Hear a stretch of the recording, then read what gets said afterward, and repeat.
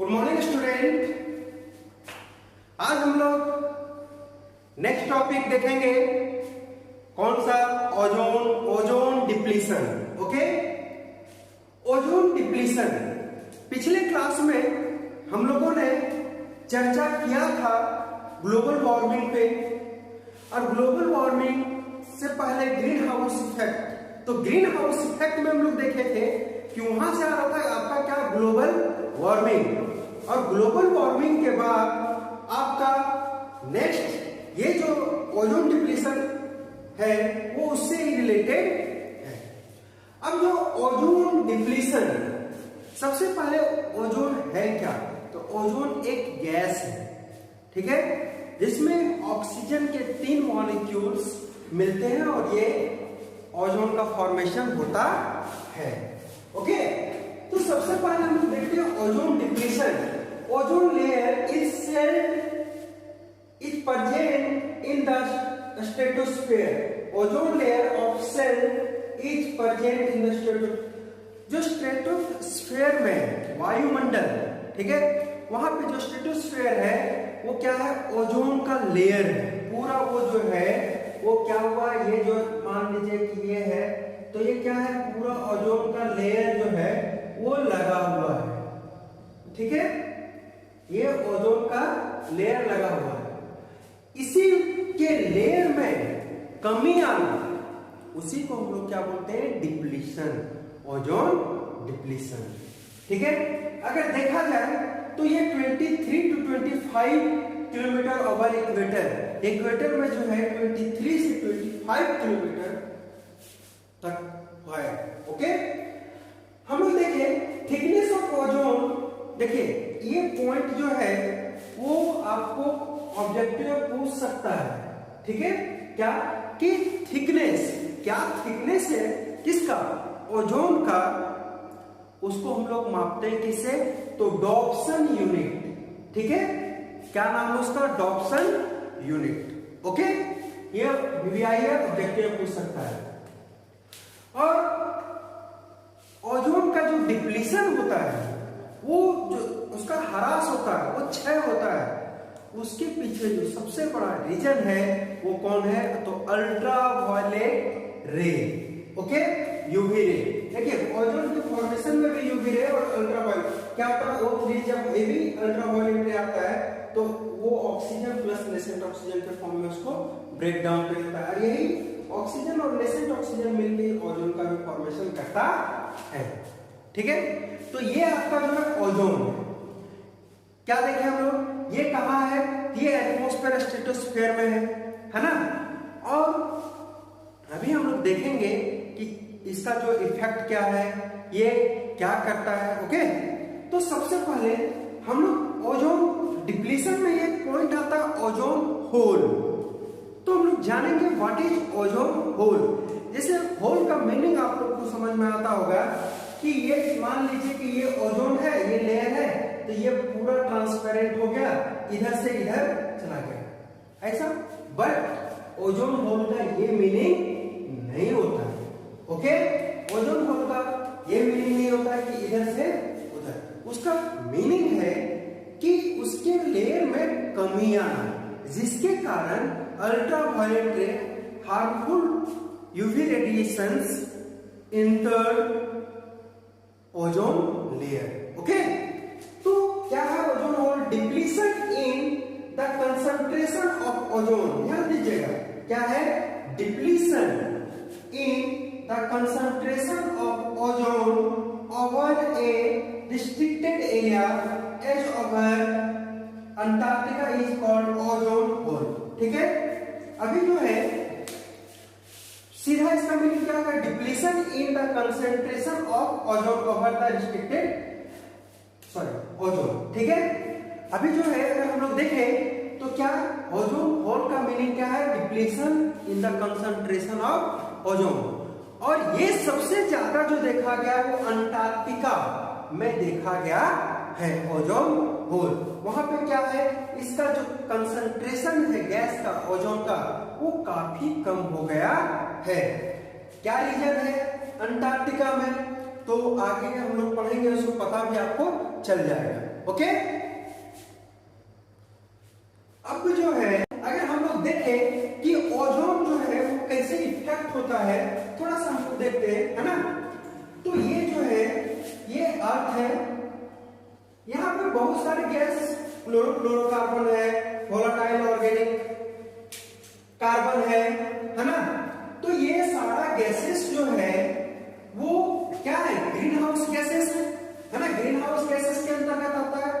ऊपर से जो सनलाइट आ रहा है ये आपका स्ट्रेटोस्फेयर है, जहां पे जो एटमॉस्फेयर का स्ट्रेटोस्फेयर है। अब ये रेडिएशन आ रहा है, ये गैसेस जो है वो क्या कर रहा है, ये गैसेस जा करके और जो है रिएक्ट करके ओजोन का जो लेयर है, देखिए ओजोन का लेयर उसको पतला कर दिया, और इसी ओजोन के लेयर को पतला किया, उसी को हम लोग क्या बोले, ओजोन डिप्लीशन। लेयर जो है उसका यहाँ थिकनेस इसका है, लेकिन यहाँ पे क्या हो गया, ये पतला हो गया। तो ये कहलाता है आपका ओजोन डिप्लीशन। होता क्या है, अगर हम लोग देखें कि ओजोन को डिप्लीशन, ओजोन के डिप्लीशन में कौन कौन से फैक्टर या कौन कौन से सब्सटेंस है, तो सबसे पहला है क्लोरोफ्लोरोकार्बन, दूसरा है क्या, नाइट्रोजन ऑक्साइड, तीसरा सल्फर डाइऑक्साइड, हाइड्रोजन, ये अगर हम लोग क्लोरीन, ये सब देखे तो ये क्या है, ग्रीन हाउस गैसेस है, हम लोग पढ़ चुके हैं, है ना। ग्रीन हाउस गैसेस क्या किया,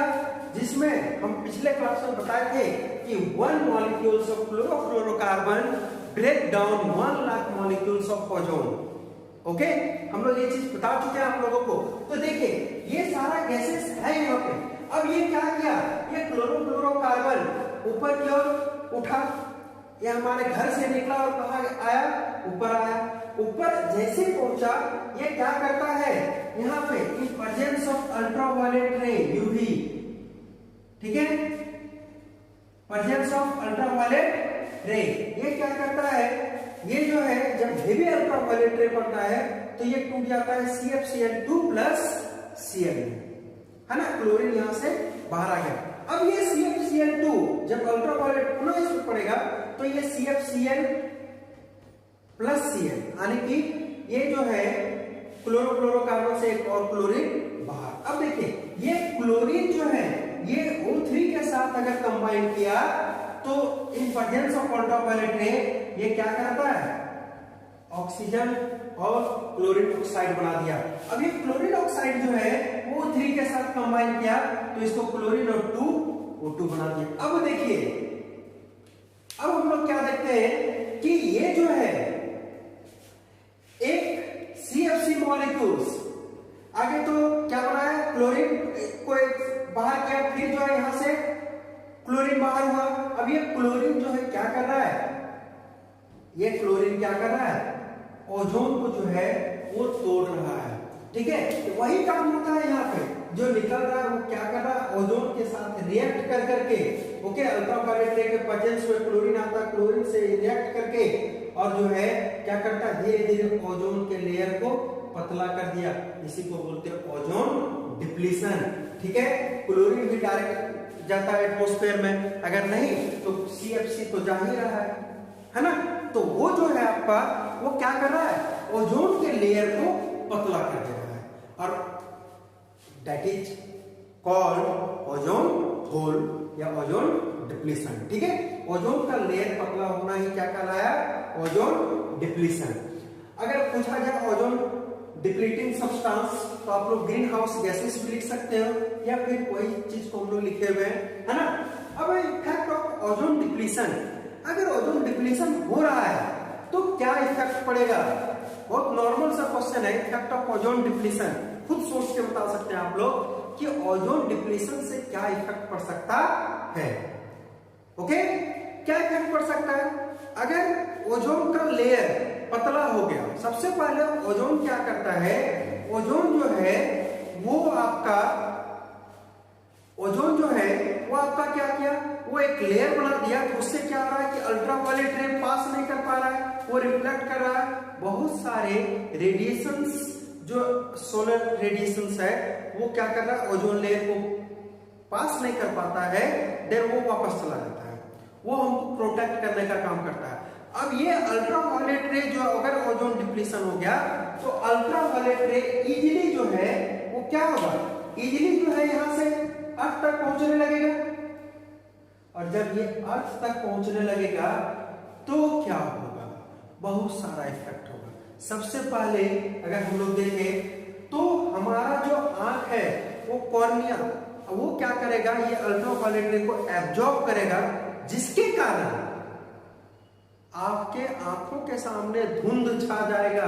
आप किसी भी चीज को धुंधला देखोगे, अच्छे से नहीं देख पाओगे।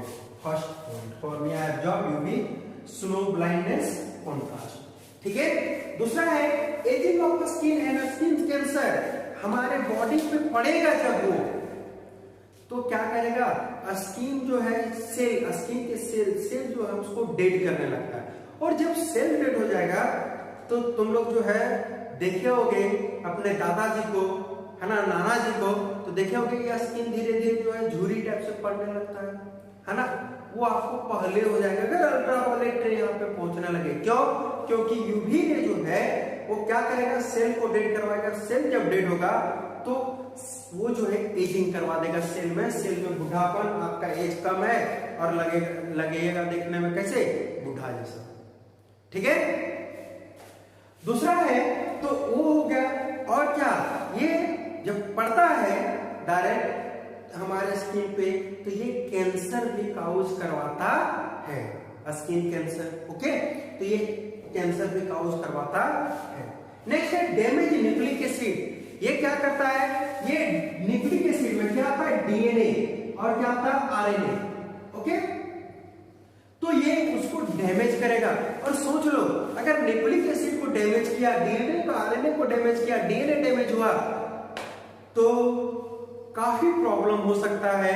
म्यूटेशन, नेक्स्ट जनरेशन के कर्म में म्यूटेशन भी हो सकता है ना।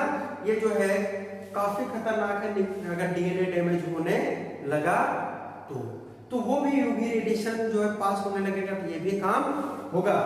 और जो है inhibits photosynthesis, increase CO2 concentration. ठीक है, ये इनहिबिट कर देगा किसको, फोटोसिंथेसिस को। और फोटोसिंथेसिस अगर ढंग से नहीं हुआ तो फोटोसिंथेसिस में पेड़ पौधा क्या लेता है, CO2, है ना। रिस्पायरेशन में क्या लेता है, O2। ध्यान रखना, every organism take O2 during respiration, okay, and plant take CO2 during photosynthesis. Okay, इसमें बहुत सारे बच्चों को बहुत सारा कंफ्यूजन होता है कि पेड़ पौधा रिस्पायरेशन में क्या लेता है, कार्बन डाइऑक्साइड। ये गलत है, पेड़ पौधा कार्बन डाइऑक्साइड लेता है कब, फोटोसिंथेसिस में। ठीक है, तो फोटोसिंथेसिस जब करेगा उसको इनहिबिट कर दिया, उसको अगर ढंग से नहीं हुआ तो क्या करेगा, इंक्रीज करेगा किसका, CO2 का कंसंट्रेशन। और CO2 का कंसंट्रेशन हो जाएगा तो पुनः ग्लोबल वार्मिंग होगा, है ना। वैसे भी यूवी रे आने लगेगा तो काफी उस हीट एनर्जी होता है वो अर्थ को हॉट कर देगा, ग्लोबल वार्मिंग होगा। और ये ग्लोबल वार्मिंग हो गया, हीट होने लगा तो क्या होगा, बता चुके हैं ग्लोबल वार्मिंग का इफेक्ट, है ना। क्या करता है, ग्लेशियर पिघलाएगा, हम लोग पिछले क्लास में देख चुके हैं, है ना। हम लोग डूबेंगे। High UV radiation break chemical bond of protein. अगर हम लोग अल्ट्रावायलेट रे आ रहा है और हम लोग अगर घूम रहे हैं तो हमारे बॉडी से वो प्रोटीन मॉलिक्यूल्स को भी ब्रेक डाउन करता है। ओके, ऐसा नहीं कि तुरंत गया तो तुरंत हो गया, लेकिन ज्यादा घूमने के बाद वो अल्ट्रा प्रोटीन को, हमारे बॉडी से प्रोटीन मॉलिक्यूल्स को भी तोड़ता है। प्रोटीन ही नहीं, और भी बायो मॉलिक्यूल्स है, उसको भी ब्रेक डाउन करेगा। न्यूक्लिक एसिड को ब्रेक डाउन कर रहा है ना। और क्या है, deficient function of immune system, deficiency करवा देगा किसमें, इम्यून सिस्टम। हमारा जो इम्यून सिस्टम है, आप लोग जानते होंगे, इम्यून सिस्टम प्रतिरोधक क्षमता, जो किसी भी रोग से हम लोग को लड़ने का क्षमता प्रदान करता है, उसमें क्या हो जाएगा, कमी आ जाएगा। और जब उसमें कमी आ जाएगा तब जो है उसका इफेक्ट आप लोग को पता है, छोटा सा भी कुछ हुआ तो तबीयत खराब। ओके, तो ये इसका जो इफेक्ट है ना, इफेक्ट हम लोग देख लिए। अब इसको अगर ओजोन का सोर्स जो अगर हम लोग एक देखें, एक ऐसे आप लोग को बताते हैं, तो वाइल्डिंग जो आप लोग करवाते हैं उससे O3 गैस निकलता है। तो आप लोग देखे होंगे कि वाइल्डिंग करने वाला का बॉडी कभी जो है वो मोटा तगड़ा नहीं होता है। एक दूसरा अगर गलती से हो गया तो कोई डिजीज है। दूसरा, वो हमेशा चश्मा पहन के वेल्डिंग करता है, भले उसको पता नहीं है क्यों, लेकिन वो उसको बताया गया चश्मा पहन के क्यों, क्योंकि अगर चश्मा नहीं पहनेगा तो आंख उसका क्या करेगा, उसको एब्जॉर्ब कर लेगा डायरेक्ट और वो अंधा हो सकता है।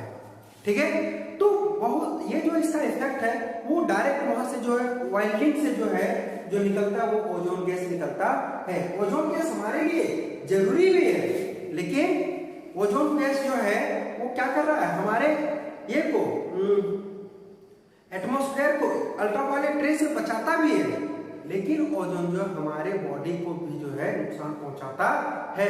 तो हम लोग जो है उसको कंट्रोल कर सकते हैं पेड़ पौधा को ज्यादा लगा के। ओके, तो हम लोग कंट्रोलेशन का पढ़ चुके हैं, जो आपका ग्लोबल वार्मिंग अगर कम करे तो ये अपने आप जो है कंट्रोल हो जाएगा, है ना।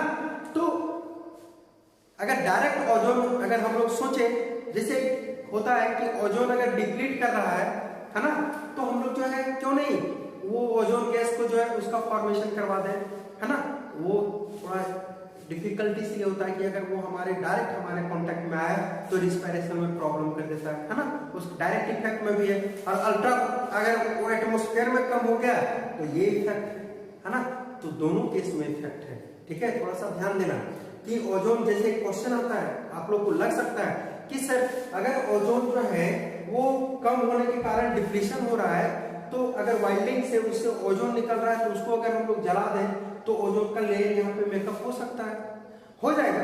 लेकिन ओजोन जो आप धरती पे जलाओगे वो क्या करेगा, वो आपका जो है वो जाएगा शरीर से टकराएगा, आपके रिस्पिरेटरी ऑर्गन से टकराएगा, तो वो आपके रिस्पिरेशन में को डिस्टर्ब कर सकता है। दूसरा, आंख में जाएगा तो उसका भी इफेक्ट है ना, इसलिए वैसा काम हम लोग नहीं कर सकते। नेचुरल वे में जो अल्ट्रावायलेट रे के पर्दे ऊपर में बनता है उसी को बना के रखना है। ठीक है, तो ये आपका हो गया ओजोन डिप्लीशन, है ना। एक क्वेश्चन था, हम आपको बताए थे कि अंटार्कटिका में क्यों ओजोन डिप्लीशन हुआ, क्यों ना बोला गया वहां पे ओजोन होल है, तो उसका आंसर जान लीजिए। हम लोग इतना पढ़ने के बाद देखे कि ओजोन डिप्लीशन के पीछे कारण क्या है, green house gases. Green house gases गर्म हो रहा है, और आप लोग को पता है कि गर्म गैसेस जो है वो गर्म जो है किधर भागेगा, ठंडा की ओर, है ना, जहां का टेम्परेचर कूल है वहां वो जाएगा। तो ये ग्रीन हाउस गैसेस जो है वो किधर गया, अंटार्कटिका में क्या है, बर्फ है, ठंडा है, तो उस पोल की ओर गया, और वहां पे जो है वो क्या क्या अल्ट्रावायलेट रे से ये करके ओजोन का डिप्लीशन करवाया। ये सिंपल सा आंसर था आप लोग का माइंड ये करने का। तो आज के लेक्चर में इतना ही हम लोग देखेंगे।